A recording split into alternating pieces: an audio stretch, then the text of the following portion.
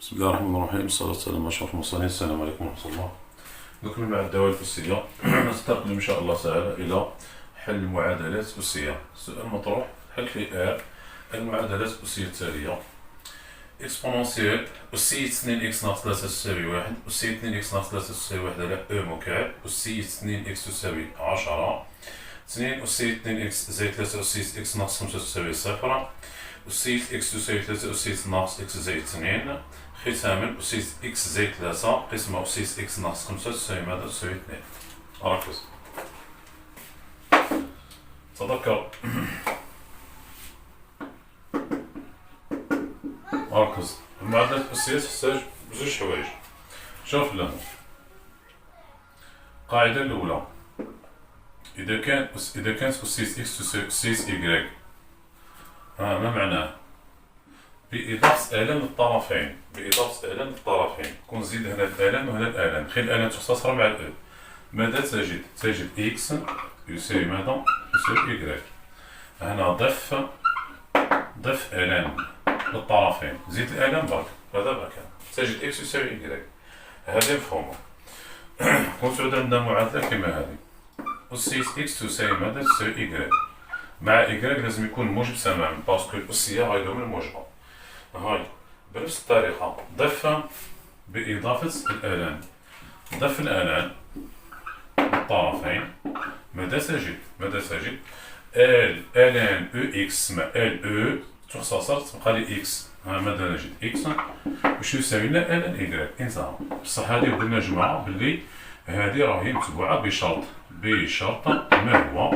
إيكغيك موجب تماما، إيكغيك أكبر تماما من الصفر. هام جدا.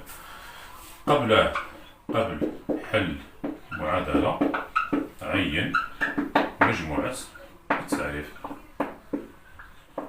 هذا مثلا الأمر هنا سهل خلاص. هاي هنا لازم تكثروا من الأمثلة باش تعلموا. هذا تحضير جماعة له نقراو المعادلات المتراجحات الأسية أو تحضير الإشارة المشتقة، وعلى بالكم بلي الإشارة المشتقة هي أهم حاجة في الدوال. هاي الحل. المعادلة الأولى: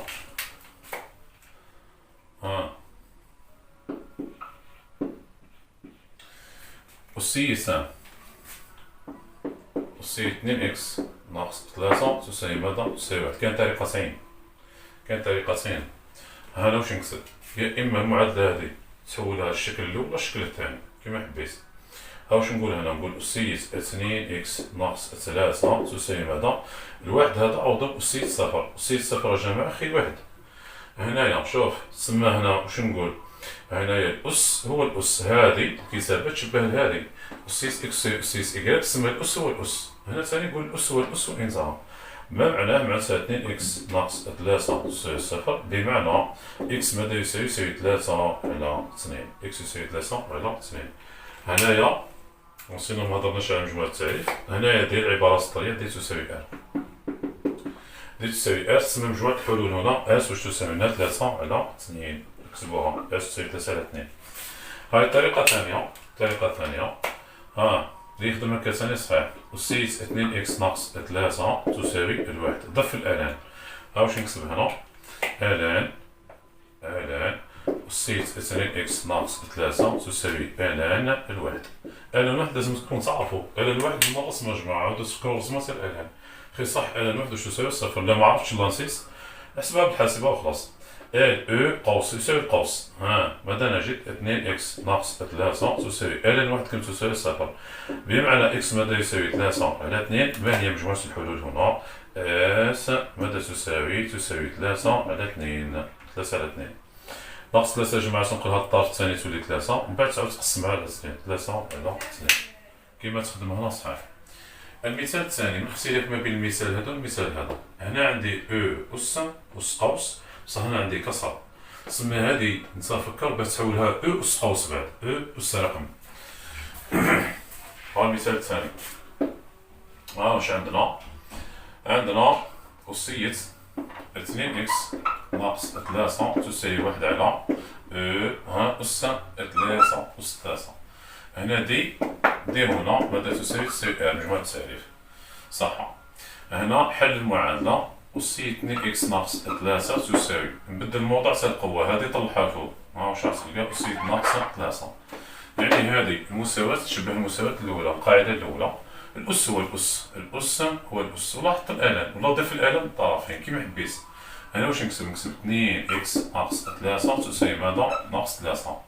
إذا إكس واش يساوي لي؟ يساوي لي ناقص 3 زائد 3 قسمة 2.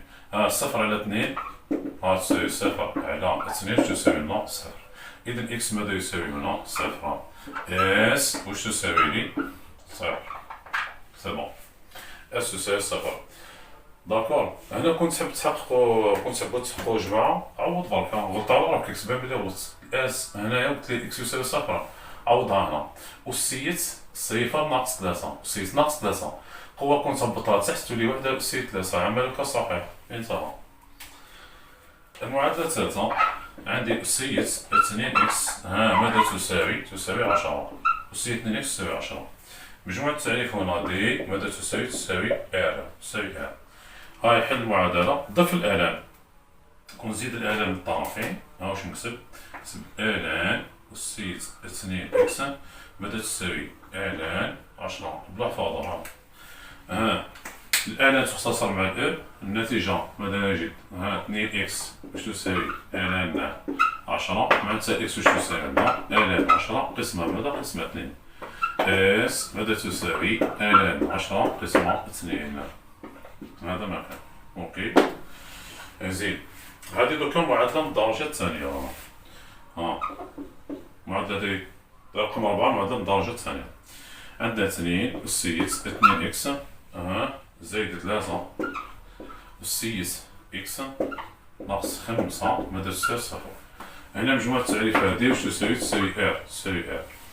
هنا يا جماعة هذه معادلة من الدرجة الثانية للفهم الجيد. اكتبها هكا 2 أسية إكس الكل مربع زائد 3 أسية إكس ناقص 5 ماذا تساوي صفر. شفت القوس هذه؟ القوس هذه انت سميها إكغيك ولا إكس كبيرة، دير تحويل متغير. قال ناضع ناضع إكغيك واش يساوي لنا؟ أسية إكس. زي ما راح تولي المعادلة، تصبح المعادلة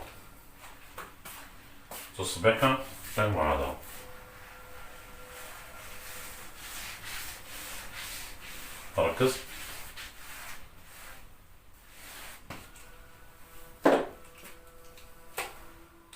تصبح المعادلة راح تولي المعادلة 2 إكغيك مربع زائد 3 إكغيك ناقص 5 واش تساوي صفر. هنا تحسب المميز، حساب دلتا. دلتا واش يساوي؟ هاي الأتاك هذه أ وهذه بي وهذه سي. دلتا ماذا يساوي؟ بي مربع ناقص 4 سي اللي في النص نربعوه عندك 9 ناقص 4 القانون في 2 في ناقص 5. هذه هكا هاي 40 ناقص الناقص هذا يمكن الاستعانة بالحاسبة. عندك هكا 40 زيدها الساعة تساوي 49.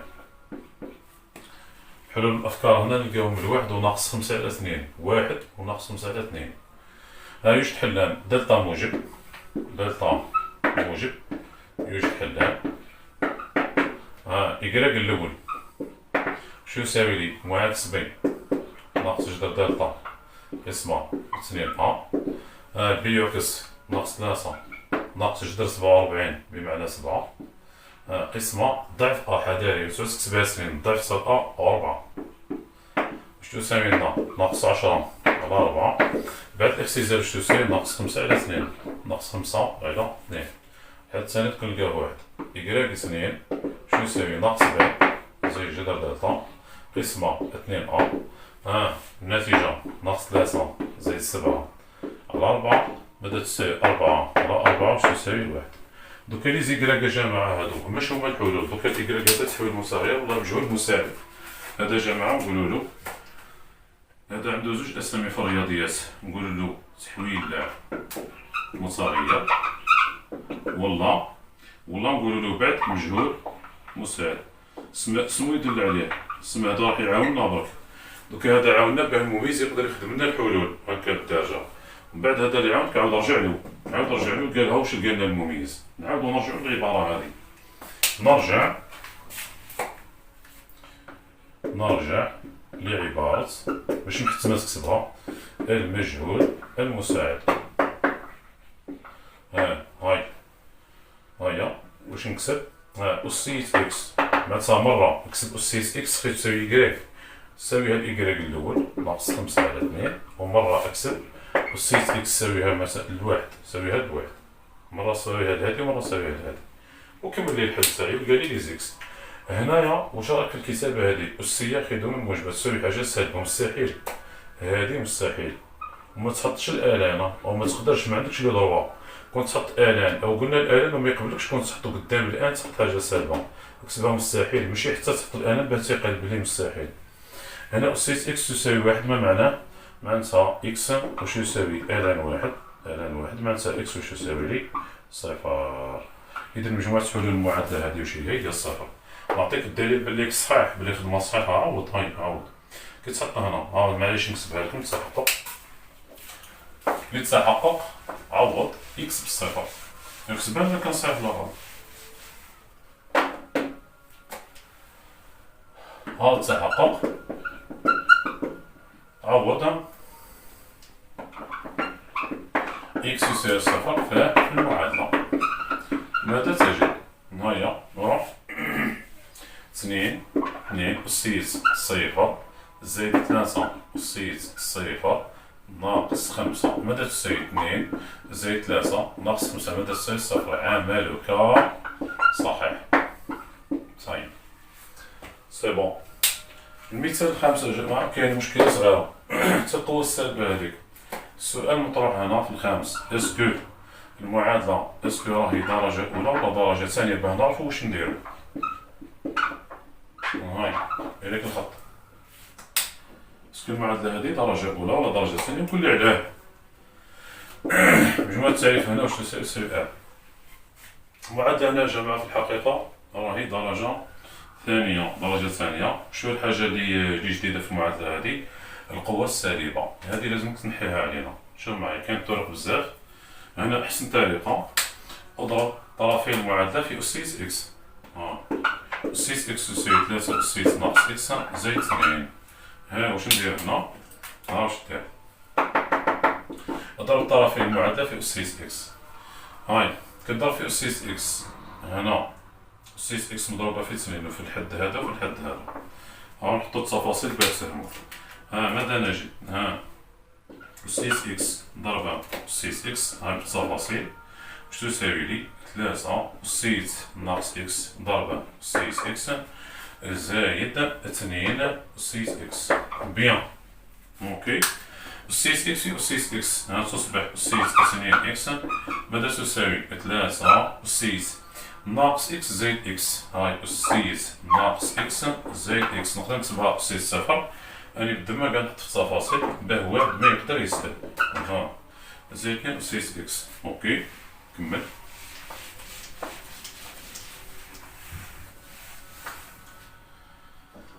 واضح عندي أسيس 2 إكس ماذا تساوي 3 أسيس صفر زائد 2 أسيس إكس.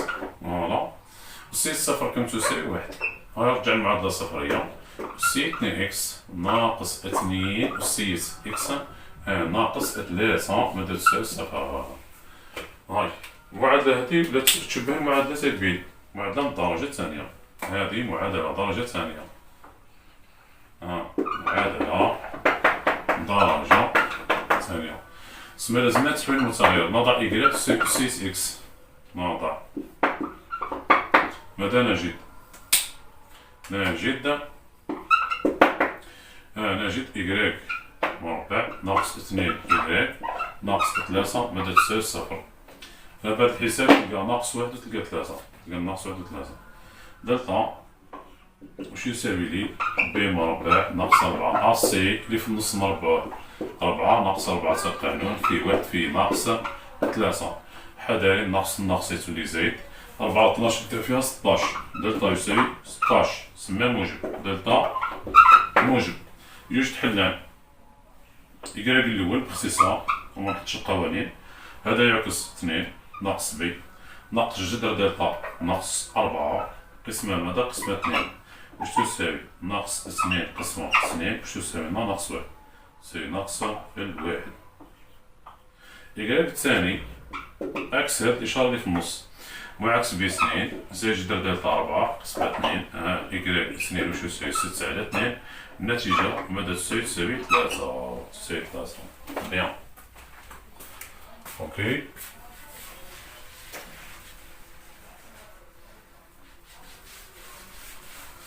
شوف هنا نرجع للعبارة اللي عاونتنا للعبارة أسيس إكس تساوي ماذا؟ إيكغيك كيما خدمنا قبيل. مرة نحطو أسيس إكس ماذا تساوي ناقص 1. واش راح نقولو عليها؟ مستحيل، على حدة لأن أسية إكس دوما موجبة. وهنا أسيس إكس ماذا تساوي 3. هذا موجب تقدر تحط الآلان. ما معناه؟ آلان أسيس إكس تساوي آلان 3، بمعنى إكس واش تساوي آلان 3. إذا إس هنا ماذا تساوي؟ آلان 3. آلان 3 سي بون. للتحقق يمكنك التعويض، تقدر تعوض. المعادلة الأخيرة معادلة 6 هاهي غنكتبوها هنا خير. المعادلة هادي يا جماعة هاي شنو مجموعة التعريف تاعها؟ مجموعة التعريف حطوها، مجموعة التعريف ديما هنا في اللي فاتو بكل دي تساوي ار، بصح هنا الأمر يختلف. هنايا مجموعة التعريف في المثال السادس 6 عندنا أسيس إكس زائد 3 قسمة أسيس إكس ناقص 5 ماذا تساوي؟ تساوي 2. هذه عندها مجموعة التعريف. هنايا الإكس ما لازمش يدي آلان 5، كون يدي آلان 5 معناتها مشكلة. للمعادلة معنى إذا كان إكس ينتمي إلى ا وأسيس إكس ناقص 5 تختلف عن 0 معناتها أسيس إكس تختلف عن 5 معناتها إكس ما يساويش آلان 5، بمعنى دي واش يساوي ا ما عدا آلان 5. سي بون. دركا حل المعادلة. دير مجموعة التعريف تقدر تستعمل جداء المتصل.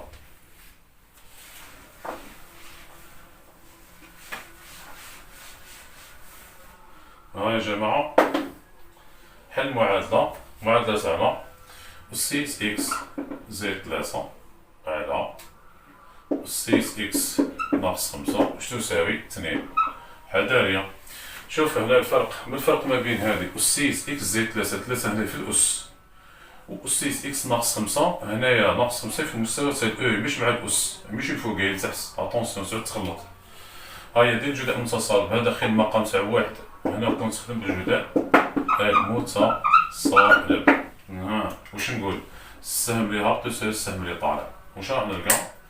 نجد أسيس إكس زائد 3 ضرب 1 حتى ما نكتبوش واش يساوي 2 أسيس إكس من بعد 2 في ناقص 5 ناقص 10. هاي رجعنا هاتنا المجال في طرف مع الانفطار. واش راح نلقى؟ أسيس إكس زائد 3 ناقص 2 أسيس إكس ناقص 2 أسيس إكس ماذا تساوي؟ تساوي ناقص 10. تساوي ناقص 10. هنا يجب استخراج أسيس إكس كعامل مشترك. هذه يمكن كتابة هذا الشكل إكس إكسبونسيال إكس في أسيس ماذا؟ 3 ناقص 2 أسيس إكس ماذا تساوي؟ ناقص 10. هنا تقدر تخرج دوكا، تقدر تستخرج أسيس إكس كعامل مشترك. أسيس إكس عامل مشترك واش يبقى لي؟ تبقى لي أسيس 3 ناقص 2 ناقص 2 ماذا تساوي؟ تساوي ناقص 10. أوكي.